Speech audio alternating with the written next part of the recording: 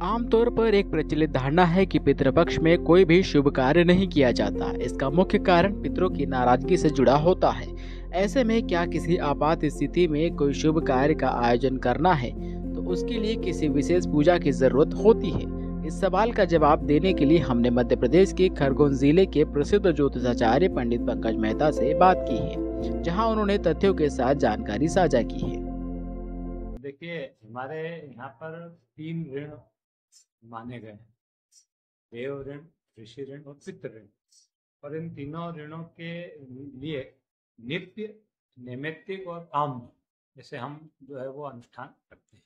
तो नित्य तर्पण किया जाता है। ऐसे ही वर्ष में एक बार पितरों के पूजन के लिए 16 दिनों का एक समय, जिसको हम 16 श्राद्ध कहते हैं, तो 16 श्राद्ध के रूप में हम लोग मनाते हैं, जिसमें हम पितरों का अर्चन करते हैं, उनके प्रति अपनी श्रद्धा व्यक्त करते हैं। यही श्रद्धा ही श्राद्ध है। अब चूंकि पितरों का पूजन जिसमें किया जाता है वो जो होता है वो पूरी प्रक्रिया में देखा जाए तो मध्याह्न से लेकर सायं पर्यंत होती है। हमारे यहाँ इसलिए कोई कार्य का निषेध किया गया है, उसमें उसको पक्का निषेध नहीं समझिए। कुछ नियम स्थिति, परिस्थिति, समय के अनुसार बनाए जाते हैं। ये पितरों के जो पूजन है, उस पूजन के अंदर हमें 16 दिन के लिए निषेध नहीं है। जिस दिन अपने घर में पितरों का पूजन होता है उस दिन कोई नूतन कार्य, क्योंकि यदि हम कोई अन्य कार्य करेंगे, हम पितरों के पूजन नहीं कर पाते। तो हमारे पितरों का जिस दिन आह्वान होता है, हमारे यहाँ जो तिथि होती है, हम जिस श्राद्ध कर्म कर, तो ऐसा होता है कि हमारी ऐसी मान्यता भी है और शास्त्रों का भी ऐसा वचन है कि पितृ जो है वे धरती के सबसे, जब कन्या राशि का सूर्य होता है उस समय पृथ्वी के सबसे सन्निकट वो ऊर्जा रहती है, पितृ ऊर्जा के नाम से होती है।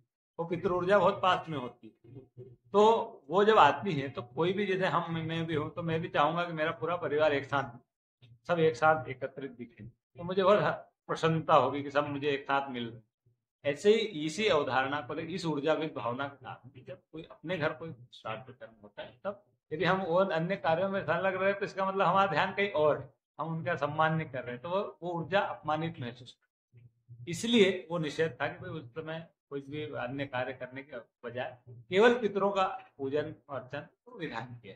पंडित पंकज मेहता के अनुसार पितृपक्ष के दौरान शुभ कार्यों से बचने की परंपरा का धार्मिक आधार यह है कि यह समय अपने पितरों को श्रद्धांजलि देने और उनके आशीर्वाद प्राप्त करने का होता है। पौराणिक कथाओं में भी कहा गया है कि पितृपक्ष में पितर धरती पर आते हैं और इस दौरान उन्हें तृप्त करना अत्यंत महत्वपूर्ण होता है। अगर किसी को पितृपक्ष में शुभ कार्य करना आवश्यक हो तो पहले अपने पितरों की विशेष पूजा और तर्पण करना चाहिए।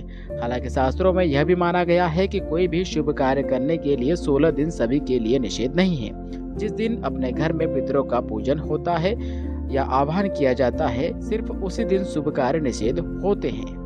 अब 16 दिन मना है, क्या मतलब 16 दिन मना है इसका मीन्स अपन उसको कहेंगे जिस दिन जिसका यहाँ पे पूजन है उसको उस दिन मना। यहाँ पर हमने उसको ऐसा ले लिया भाई 16 दिन मना है, तो शास्त्र तो यही कहेगा 16 ही दिन मना है। क्यों? कारण ये कि किसी न किसी के यहाँ तो कोई न कोई श्राद्ध होगा। तो हमारे यहाँ जिस दिन श्राद्ध अर्चन होगा, पूजन होगा, जिस दिन हम उस दिन हम अन्य कोई कार्य करने के बजाय केवल अपने पितरों का अपमान करना चाहिए। यद्यपि उस पक्ष में यदि हम कोई चीज लाते हैं तो सामान्यतः तो कोई अपने घर में कोई वृद्धि होती है, अपने परिवार का व्यक्ति प्रसन्न नहीं होगा, अप्रसन्न नहीं होगा, तो पितर अप्रसन्न नहीं होते। परंतु मैंने जैसा कहा कि पूजन विधि में दोष न हो, पूरा कुल कुटुंब एक साथ पूजन करे, इसीलिए उस दिन दूसरा अन्य कार्य निषेध। ज्योतिषाचार्य पंडित पंकज मेहता का कहना है कि पितृपक्ष में जिस दिन पितृ की मृत्यु हुई हो उसी दिन विशेष पूजा करना शुभ कार्यों के लिए लाभकारी हो सकता है। यह न केवल धार्मिक दृष्टिकोण से महत्वपूर्ण है बल्कि व्यक्ति के मानसिक और भावनात्मक संतुलन के लिए भी आवश्यक है। लोकल 18 के लिए खरगोन से दीपक पांडे की रिपोर्ट।